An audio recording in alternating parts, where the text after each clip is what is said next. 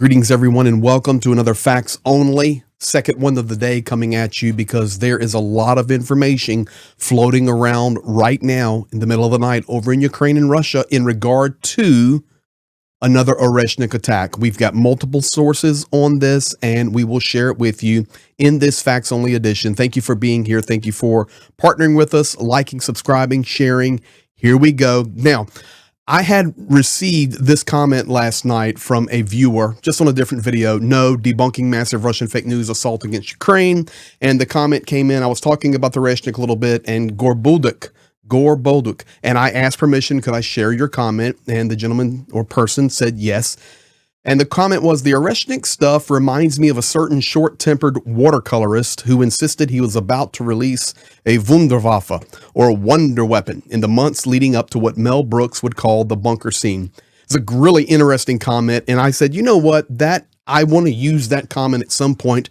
I do my best to read your guys' comments, and I so appreciate it. I try to reply when I can. Moderation team's reading them. Thank you for being a part of the community. But the bottom line is history is repeating itself here inside this war in Ukraine with Vladimir Putin, who would play the role, unfortunately, of Adolf Hitler, and then the nation of Ukraine as the world is rallying around, sometimes strongly, sometimes not so strongly, the defense and protection and liberation of Ukraine. In this video, I'm going to talk to you and give you an update on this Oreshnik because we now have new information coming in that there very well may be another attack with the Oreshnik.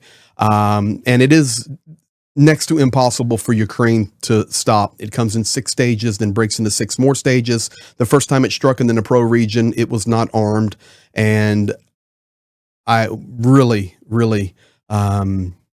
just hope and pray that this does not happen because this could be devastating for Ukraine. We know that Putin and Lukashenko also talking about putting these weapons into Belarus as well, just completely destabilizing not only Ukraine, of course, which is already destabilized and in full war, but also Europe. Such a key time we are in. So let's talk about it for a moment.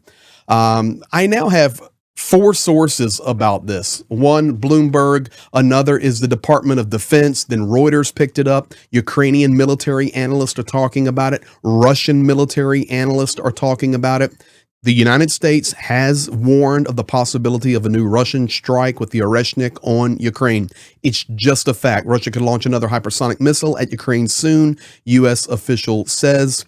Guys, I have 4 different validations, even from the Department of Defense, the United States, inside Ukraine, respected media that have done a pretty good job watching and reporting on the war in Ukraine. And also, and I know you say, well, you can't use Russia as a source. I understand that completely, but we must pay attention to it. We're now having this talk and chatter coming out of multiple places. And most importantly, the Department of Defense here in the United States. So we need to keep our eyes on that. Volodymyr Zelensky tonight warning the people of Ukraine in his evening address. If you hear the warning signal go off, get to the bunker.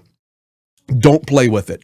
And guys, I'm telling you, 12 months I've been running aid on the front lines inside Ukraine. Right after Christmas, I will be returning. You'll be watching videos and lives from Ukraine as we do our best to help. And I will tell you, it gets quite lax because you just get tired of the air alarms, guys. I live on the 7th floor in my apartment there in Khmelnytsky. And when the power's out and the air alarm goes off, I mean, in the middle of the night, and you've got to go down all those floors. It's just reality. I mean, it's horrible reality. But Zelensky's saying this tonight. In case of missile threats, the protocol remains the same. If danger's near and sirens blare, act fast. Know your shelter and stay safe. I'm grateful to our sky defenders who protect Ukraine. Glory to our troops, our people, and to Ukraine. So there you have it. You have Volodymyr Zelensky himself coming out and saying it. And listen, I listened to each of Zelensky's evening reports plus other things that he says. I then translate what I can and what needs to be disseminated to you as a majority of English speakers, of course, watching this from all over the world. He doesn't say this often, guys. And not that he doesn't care, but There's so many other things he's reporting on each evening in his address. He's not saying, if you hear the alarm, get to the shelter. If you hear the alarm, get to the shelter. But he's saying it tonight. So we begin to look at this and we can call it a fact. Now, the fact will be if it launches, we'll go live. We'll talk about it. We'll do our best to cover it the best we can to help the people of Ukraine. But the fact is, there is a high probability of a second launch of the Oreshnik coming into the end of December while nations are posturing. And a lot of posturing has happened over the last couple of weeks. Let's talk a little bit more about that. One of the places posturing has happened, and this is positive for Ukraine, is the fall of Syria. One of the reasons why the seizure of power in Syria is important for Ukraine. Syria is a key logistics hub for Russian operations in Africa. The loss of Syria greatly undermines Russia's capabilities on the African continent. Guys, in the circle there of green, I have the nation of Syria. Russia can't land there and refuel. Russia can't use it as a stopover point. They now have to come down all the way to, you guessed it, Libya. They refuel or they work through supplies now in Libya, dispersing throughout the continent of Africa, coming back out of the continent of Africa. I remind you, and we can talk about this at a different time. This is a facts only video, but the bottom line is China and Russia own Africa. There are the nations where Russia works heavily, and that work goes both ways, guys, both ways. Supplies, resources back, supplies, resources back. Right now, with the fall of Syria, their logistical process has become a nightmare for them. So this is positive.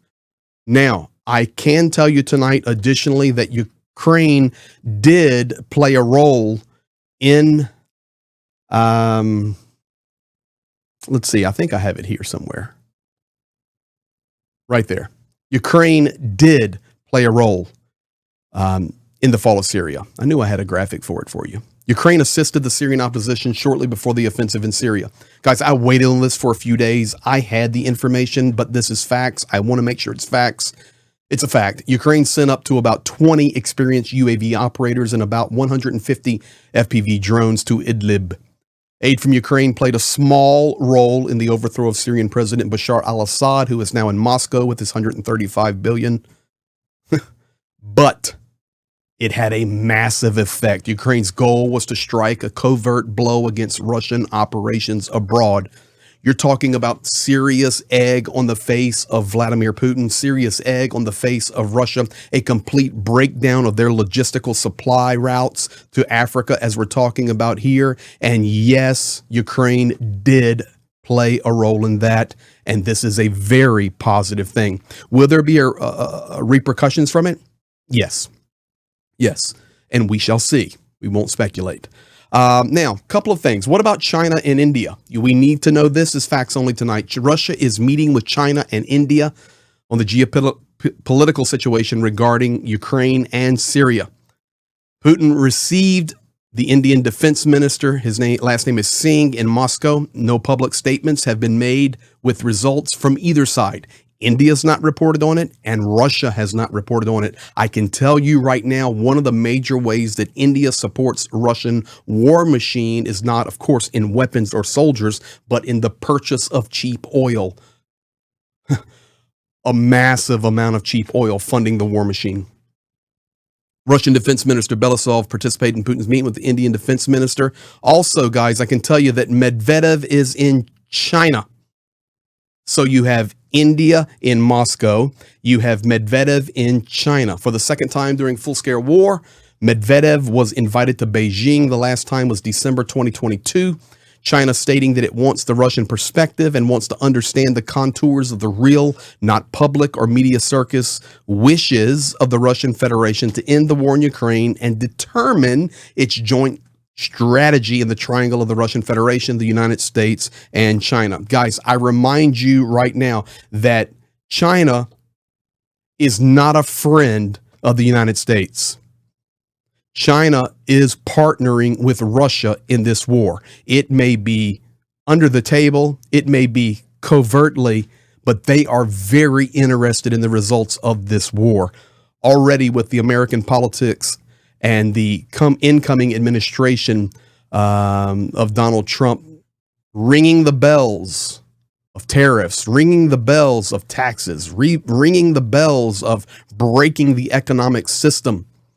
Of course, China is paying huge attention to this. And one of the ways that they may stand against it is this war in Ukraine, partnering with Russia. So I can tell you right now, Medvedev is in Beijing meeting with China. That is a fact. Finally, on the Facts Only video this morning, I reported to you guys about Viktor Orban being in Moscow. Viktor Orban trying to play the mediator. Viktor Orban communicating with Trump, communicating with Putin, but not communicating with Zelensky or Ukraine or warning them, hey, I'm going to Moscow, or I'm going to call Vladimir. I'm going to do this. I'm going to mediate. Nothing. How do I know that? Because Zelensky said, no. Orban saying, we have made new efforts for peace. We proposed a Christmas ceasefire and a large-scale prisoner exchange. And then Orban says, it is sad that President Zelensky clearly rejected and excluded this today. We did what we could. So Orban stating after speaking with Putin, we've done all we can. We've made a peace effort. We proposed a Christmas ceasefire and a prisoner exchange. And old Zelensky, that cat rejected everything. He rejected all of our hard work today. And we as Hungary, we did everything that we could. What a bunch of baloney. What a bunch of baloney.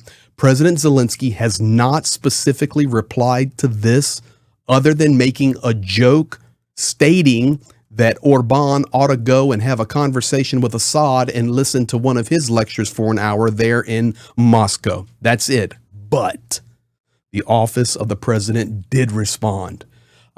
This is the words of Dmitry Litvin. He is an advisor to President Zelensky. And this is what he said. As always, Hungary did not warn about its contacts with Moscow. Ukraine did not authorize Hungary. I repeat, Ukraine did not authorize Hungary. Ukraine works daily to free prisoners, and for 2 weeks now, relevant contacts have been ongoing regarding a significant prisoner exchange by the end of the year. As always, we are committed to a full-fledged peace and are doing everything in coordination with our partners to achieve this together with America, Europe, and other partners in the world. As always, and listen to this part, we need not PR. We don't need a game, but we need a fair peace and not chatter, but reliable security guarantees, said Dmitry Litvin, advisor to President Zelensky there in Kyiv. So guys, that is the update. In summary, yes, we are fact only looking at probability of another Oreshnik attack. Syria, Ukraine was involved. It did have a great effect on the war in Ukraine. You know, I've been asked many questions. Greg, will that mean more weapons coming to Ukraine against them? Will that mean more soldiers rotated in from Syria? Not necessarily. Not necessarily. Ukraine right now defending some very tough front lines, and even getting that equipment there, you would be weeks and weeks away. The soldiers there, the logistics of that, no, not an immediate impact on that at all. The big impact of this is Russia has lost their logistical hub, and Russia has huge egg on their face looking at other nations who would partner with Russia, and Russia can't even hold on to Syria. I mean, really, that's what we're talking about here. Very positive. And that is why Ukraine did what it could to assist, not be active there like in the battles or running through the nation, and the Syrian Assad's troops ran away and threw their guns down, whatever that was. But Ukraine did logistically support it with those drones because it plays a benefit for them. So the benefit is a net gain for Ukraine on this Syrian thing. So we keep our eyes on that. We keep our eyes what will come out of the conversations with India, what will come with the continuing conversations with China. And of course, yes, we will be looking and watching nonstop 24/7 to see what unfolds in the air. Thank you guys for being here. We'll keep you posted as fast as we can on what unfolds next. We appreciate all of you. Have a good night.